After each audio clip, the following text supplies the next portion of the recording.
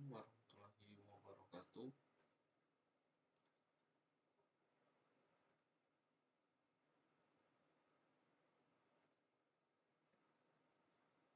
Eh, Kenalkan, di sini saya akan membahas mengenai makalah yang telah saya buat, yaitu mengenai pelanggaran etika dan sanksinya dalam bidang teknologi informasi.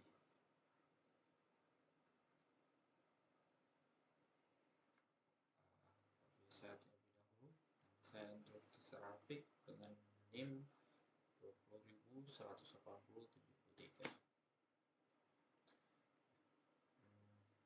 Kita mencari tahu terlebih dahulu mengenai apa itu etika. Menurut Ki Bertens, etika adalah nilai moral dan norma yang menjadi pedoman baik bagi suatu individu maupun suatu kelompok dalam mengatur tindakan atau perilaku. Dengan kata lain, pengertian ini disebut juga sebagai sistem nilai di dalam hidup manusia, baik perorangan maupun bermasyarakat. Etika mengajarkan kita bertindak sesuai aturan yang berlaku di masyarakat, di dalam kehidupan bermasyarakat.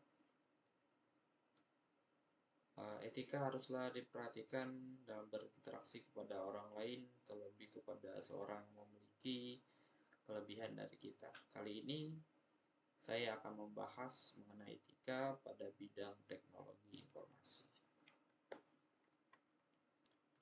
Etika pada bidang teknologi informasi memiliki peran dalam menuntun tiap-tiap orang dari kesalahan dan nilai-nilai negatif lainnya. Kode etik ini memuat kajian ilmiah mengenai prinsip atau norma-norma dalam kaitan hubungan kerja profesional atau developer IT dengan klien. Hubungan antara sesama profesional, hubungan antar organisasi profesi, serta organisasi profesi dengan pemerintah. Jujur dan adil merupakan perilaku yang diharapkan dari seorang profesional komputer. Seorang profesional komputer diminta dapat memegang kerahasiaan, memelihara kompetensi dari profesi, menjalankan profesi sesuai hukum, menghargai hak privasi dan barang milik klien. Nah, selain itu, contohnya terdapat badan yang menangani etika pada teknologi informasi. Ada Software Engineering Code of Ethics and Professional Practice. Selanjutnya ada ICM atau Kode Etik and Professional Conduct.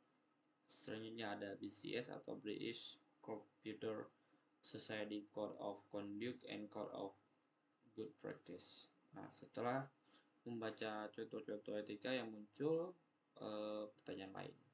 Apa saja contoh-contoh menyimpangnya dan bagaimana sanksi yang diberikan dari tiap-tiap pelanggaran tersebut? Jadi masalahnya tadi ada dua, yaitu contoh pelanggaran dan sanksi dari pelanggaran itu sendiri. Pertama, ada pelanggaran privasi. Menurut Gibio Hartono, privasi adalah tingkat interaksi atau keterbukaan kepada orang lain yang diinginkan seseorang dalam situasi dan kondisi tertentu.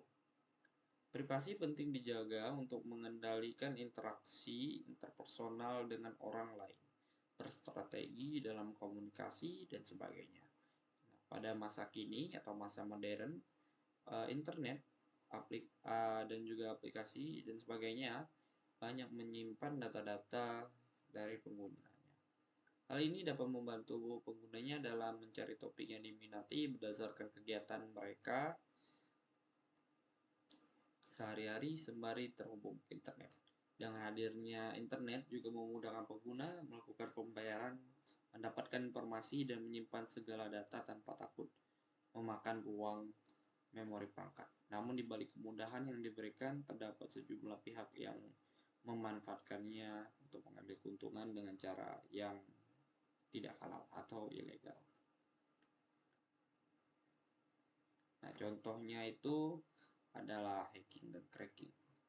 Hacker atau hacking adalah tindakan pembobolan terhadap sebuah sistem dan dapat mengakses seluruh sistem yang telah dibobol, dan pada umumnya beraksi secara rapi dan terkadang diminta untuk membobol keamanan oleh klien dengan tujuan memperbaiki sistem yang dimaksud. Sementara cracking adalah hal yang berlawanan tapi agak mirip, adalah tindakan kriminal yang dilakukan untuk kepentingan pribadi dan umumnya bersifat destruktif. Pelanggaran oleh cracker dan hacker ini mempunyai tujuan beragam, seperti mencuri data target, mengacaukan sistem yang diserang. Selanjutnya ada contoh, yaitu pelanggaran haki atau hak milik intelektual. Hak milik intelektual adalah suatu hak yang timbul dari karya intelektual seseorang yang mendatangkan keuntungan material. Haki merupakan suatu hal yang menguntungkan dan tidak didapatkan begitu saja, karena harus melalui sejumlah proses dalam terbentuknya karya yang diinginkan.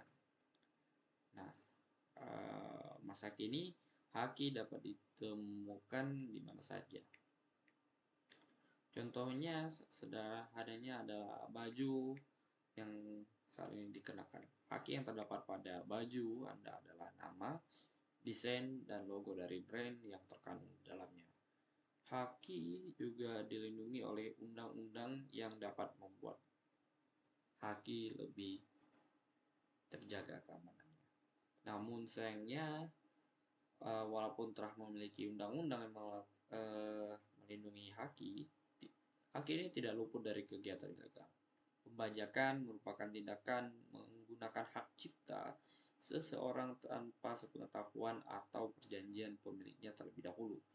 Contoh-contoh pembajakan adalah penggunaan musik tanpa perjanjian dan menggunakannya kembali demi kepentingan komersial, menggunakan software ilegal atau bajakan, serta menonton dan membajak film berbayar. Selanjutnya adalah merugikan orang lain. Nah, suatu etika dalam bidang teknik informatika adalah menghindari dalam merugikan orang lain. Membuat kerugian pada orang lain pada dasarnya memberikan kerugian yang sama dengan diri kita sendiri. Dewasa ini banyak celah dalam melakukan tindakan yang dapat merugikan orang lain. Contohnya adalah dua kasus sebelumnya, yaitu pembajakan haki dan juga hacking. Selanjutnya adalah bekerja di luar kemampuan. Profesi teknik informasi atau TI merupakan sebuah kegiatan menyelesaikan masalah hardware dan digital dari sebuah kasus. Sebabnya jika bekerja di luar kemampuan akan membuat sudah menyalahi etika yang terdapat dalam IEEE CS/ACM atau Code of Ethics and Professional Practice. Bagian jujur akan keterbatasan pengetahuan dan pengalamannya, tidak terikat dengan praktik keuangan yang keliru, bertanggung jawab untuk mendapatkan, memperbaiki, dan melaporkan kesalahan dalam sistem dokumentasi yang terkait yang sedang dikerjakannya. Selanjutnya adalah melanggar hukum. Seorang profesional hendaknya bertindak sesuai dengan tinjauan hukum dengan mengikuti hukum-hukum yang tertera. Seorang profesional dapat menjaga kepercayaan klien. Melanggar hukum pada bidang teknologi informasi bisa dengan melakukan hacking, carding, pencurian data, dan sebagainya. Tentu saja, tindakan tersebut tidak akan lepas dari jeratan hukum. Nah, sementara itu, apa saja sanksi-sanksi yang dapat diberikan apabila kita melanggar etika dari TI itu sendiri? Pertama adalah tindakan pidana. Tentunya kegiatan ilegal dan melawan hukum tidak lepas dari hukum pidana. Umumnya mereka akan dijerat oleh Undang-Undang ITE dan undang-undang yang mengatur hukum mengenai tindak kriminal sejenis.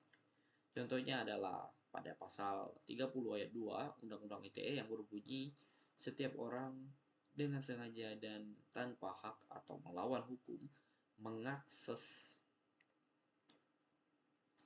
maaf eh, mengakses komputer dan atau sistem elektronik milik orang lain dengan cara apapun dengan tujuan untuk memperoleh informasi elektronik dan atau dokumentasi elektronik. Dan pasal 46 ayat 2 mengenai ancaman jika melanggar ketentuan pasal 30 ayat 2 berbunyi setiap orang yang memenuhi unsur sebagaimana yang dimaksud pada pasal 30 ayat 2 dipidana dengan pidana penjara maksimal 7 tahun dan denda paling banyak 700 juta rupiah. Selain pasal 30 ayat 2 juga terdapat pasal 72 Undang-Undang Hak Cipta. Bagi mereka yang sengaja atau tanpa hak melanggar hak cipta orang lain dapat dikenakan pidana paling singkat 1 bulan atau denda paling sedikit 1 juta rupiah atau penjara maksimum 7 tahun dan atau denda banyak adalah 5 miliar rupiah. Selanjutnya, memiliki reputasi yang buruk. Kepercayaan klien merupakan hal yang sangat penting bagi seorang profesional dalam bidang teknologi informasi. Kepercayaan klien memberikan banyak peluang usaha dan tentu saja pemasaran yang menunjang kehidupan. Dengan melanggar perjanjian dari seorang klien berpotensi membunuh pendapatan dan membahayakan karir sebagai seorang profesional IT ke depannya. Selanjutnya, seperti yang telah saya singgung sebelumnya adalah mengurangi pendapat. Mengurangi pendapatan, kenapa? Karena pendapatan merupakan hal penting, tidak hanya dalam operasional namun juga dalam kehidupan sehari-hari. Pada poin pekerjaan dapat menghalangi dalam mendapatkan alat-alat penunjang yang lebih baik karena tentunya alat penunjang seperti internet dan komputer merupakan komponen yang sangat penting dalam melaksanakan pekerjaan pada bidang teknologi informasi. Nah, jadi kesimpulan yang dapat saya ambil adalah etika merupakan hal yang sangat penting dalam kelangsungan karir seseorang profesional. Etika seseorang memberikan dasar-dasar dan prinsip dalam menanggapi suatu masalah dan mengambil suatu keputusan. Tanpa etika dapat dipastikan sebuah karir dapat menjadi terancam. Pelanggaran etika memiliki berbagai bentuk, contohnya adalah pelanggaran privasi, penyalahgunaan haki,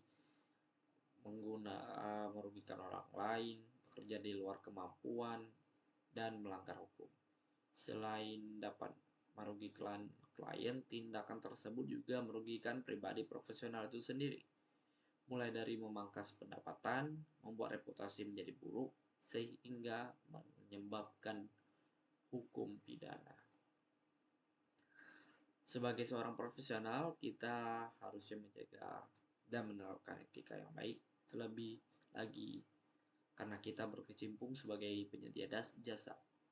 Tentunya kepuasan pelanggan merupakan kepuasan kita sendiri. Sekian yang dapat saya sampaikan. Apabila terdapat tutur kata yang salah, saya mohon maaf kepada Allah, saya mohon ampun. Assalamualaikum warahmatullahi wabarakatuh.